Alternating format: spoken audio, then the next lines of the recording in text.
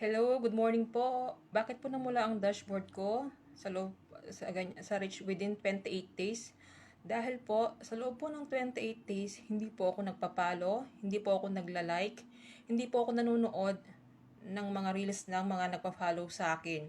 Sa kadahilan ng busy po ako within 2 days. Pero sa ngayon po, okay na po yung dashboard ko, bumalik na po siya sa pagkaberde.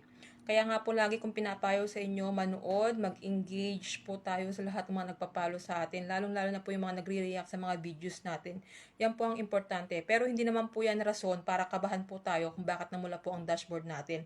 Diyan lang po pinapakita sa atin ni Meta na within 28 days, ay yan po ang nangyayari sa dashboard natin. Kaya wag po tayong mabahala. Kaya ang lagi lang po natin gagawin, pag ganyan na po ang nangyari is, bumalik po tayo sa mga nakagalian natin, mag-follow, mag-like, at manood tayo ng mga videos natin. Sabayan na rin natin ang pag-upload para maging berde na po yan at hindi na po mamula.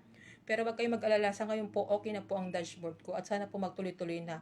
Nangyayari lang po yan sa akin pagdating po ng Thursday and Friday. Pero ngayon po talagang biglang bagsak po ng reach ko. As in, wala po talaga akong ginawa. Wala po talaga. Walang follow, wala lahat. At wala rin pong engagement. Pero yan pong oras ay may engagement pa po ako niyan. Kaya po sana po ugali nating manood. Huwag nating kalilimutan. Follow, like, and share. Salamat po. Mag-iingat po palagi. Ingat po.